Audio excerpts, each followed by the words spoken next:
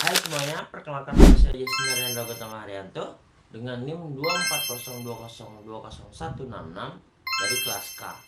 Oke, jadi di video kali ini saya akan mempresentasikan materi peran kepemimpinan, struktur organisasi, dan motivasi dalam menciptakan organisasi yang efektif.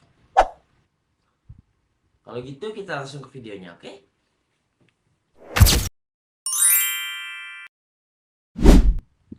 Oke, di sini ada 3 hal yang bakal kita bahas. Yang pertama ada kepemimpinan, struktur organisasi, dan motivasi. Yang pertama ada kepemimpinan. Jadi, apa itu sih kepemimpinan? Jadi, kepemimpinan itu adalah kemampuan seseorang untuk mempengaruhi dan mengarahkan anggota kelompok atau tim untuk mencapai tujuan bersama secara efektif. Nah, di sini ada beberapa teori mengenai kepemimpinan.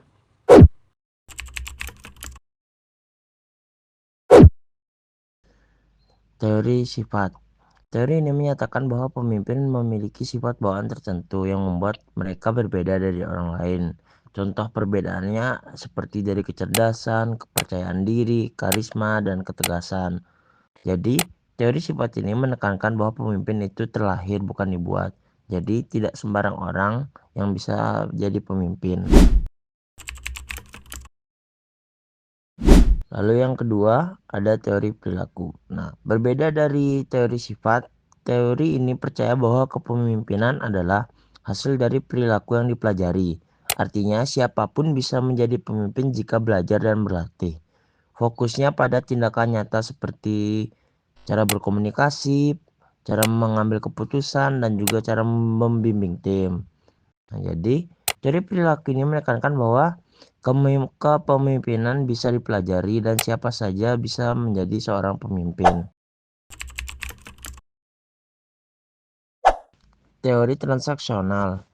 Teori ini melihat hubungan antara pemimpin dan pengikut seperti sebuah pertukaran. Semisal, jika kita bekerja dengan baik, maka kita akan mendapat imbalan seperti pujian, bonus, atau kenaikan jabatan. Nah, tapi jika kita bekerja buruk, maka kita bisa mendapat teguran ataupun hukuman. Nah, gaya kepemimpinan ini cocok untuk lingkungan yang butuh aturan yang jelas, contohnya seperti di militer ataupun pabrik. Jadi, teori ini menekankan bahwa pemimpin berperan sebagai orang yang memberi tugas dan mengatur imbalan atau hukuman sesuai kinerja. Oke, yang kedua ada struktur organisasi. Struktur organisasi adalah cara organisasi mengatur orang-orang dan pekerjaannya agar semuanya berjalan lancar dan tujuan bisa tercapai. Nah, ini ada beberapa teori-teori mengenai struktur organisasi. Itu kita langsung aja ya. Teori klasik Max Weber. Teori ini mengatur organisasi seperti mesin, ada aturan baku, jabatan jelas, dan semuanya berjalan sesuai prosedur. Biasanya dipakai di organisasi besar seperti kantor pemerintahan. Intinya, teori ini cocok untuk buat organisasi yang butuh ketertiban dan struktur yang kuat. Teori ilmiah dari Frederick Taylor. Tujuan teori ini adalah bekerja secepat dan seefisien mungkin. Pekerjaan dibagi kecil-kecil dan setiap orang fokus pada satu tugas. Banyak dipakai di pabrik atau pekerjaan yang berulang. Intinya, teori ini bagus untuk pekerjaan rutin, tapi kurangnya memperhatikan sisi manusia. Nah, yang dimaksud dari kurang memperhatikan sisi manusia adalah memang pekerjaan jadi cepat selesai, hemat waktu, dan hasil bisa maksimal. Tetapi kurangnya itu banyak karyawan yang bisa jenuh, terus banyak ada juga beberapa karyawan yang mikir mereka bekerja ini seperti mesin, bisa bilang waktu istirahatnya kurang, jadi kayak kerja istilah kayak kerja rodi lah begitu. Yang ketiga ada teori neoklasik dari Elton Mayo. Teori ini melihat bahwa suasana kerja dan hubungan antar manusia itu penting. Kalau karyawan nyaman, mereka akan lebih semangat. Nah, teori ini cocok untuk perusahaan yang ingin membangun kerjasama tim dan motivasi. Intinya, teori ini berfokus pada manusia bukan hanya hasil kerja saja. Oke, sekarang yang ketiga ada yang namanya motivasi. Jadi motivasi adalah dorongan yang timbul pada seseorang secara sadar maupun tidak sadar untuk melakukan suatu tindakan dengan tujuan tertentu. Oke, jadi di sini ada beberapa teori-teori mengenai motivasi. Kalau gitu kita langsung aja ya. Nah, yang pertama ada teori Maslow. Teori Maslow yang menjelaskan bahwa manusia termotivasi jika kebutuhannya terpenuhi secara bertahap, dimulai dari kebutuhan fisik, rasa aman, hubungan sosial, penghargaan, hingga keinginan untuk berkembang dan mencapai potensi diri. Teori ERG Aldefer. Teori ini menyederhanakan teori Maslow menjadi 3 kebutuhan utama. Yang pertama, kebutuhan fisik dan keamanan atau eksisten. Yang kedua, kebutuhan berhubungan dengan orang lain atau relatedness. Dan yang terakhir ada kebutuhan untuk berkembang atau growth. Dan ketiganya bisa dikejar secara bersamaan. Dan yang ketiga ada teori Edwin Locke, di mana teori ini menyebut bahwa seseorang akan lebih termotivasi jika memiliki tujuan yang jelas, spesifik, dan menantang, serta mendapat umpan balik terhadap pencapaian tujuannya. Halo semuanya, saya mau sedikit cerita nih tentang pengalaman pribadi saya waktu kerja sebagai PIC di JNT.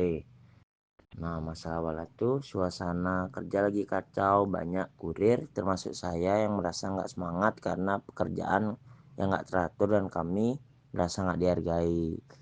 Lalu setelah beberapa bulan ada perubahan karena gantinya kepemimpinan, ganti bos lah. Nah, gaya kepemimpinan bos yang sekarang ini jadi lebih demokratis, kita diberi peran yang jelas dan dilibatkan dalam pengambilan keputusan, semua keputusan. Hasilnya positif banget bisa dibilang. Para kurir juga lebih semangat kerja, begitupun saya merasa dihargai juga dan pekerjaan jadi jauh lebih lancar. Oke, sekian cerita dari saya. Di sini saya juga dapat pembelajaran bahwa lingkungan kerja yang menghargai orang itu bikin semangat dan hasil kerja juga makin baik. Oke, sekarang kita bahas di bagian penyebab, dampak, dan solusi dari sudut pandang teori perilaku organisasi. Nah, penyebabnya. Masalah utama ada 3 hal. Yang pertama, gaya kepemimpinan yang otoriter yang nggak memberi ruang berpendapat. Yang kedua, struktur organisasi yang terlalu rumit. Dan yang ketiga, kurangnya penghargaan atau motivasi.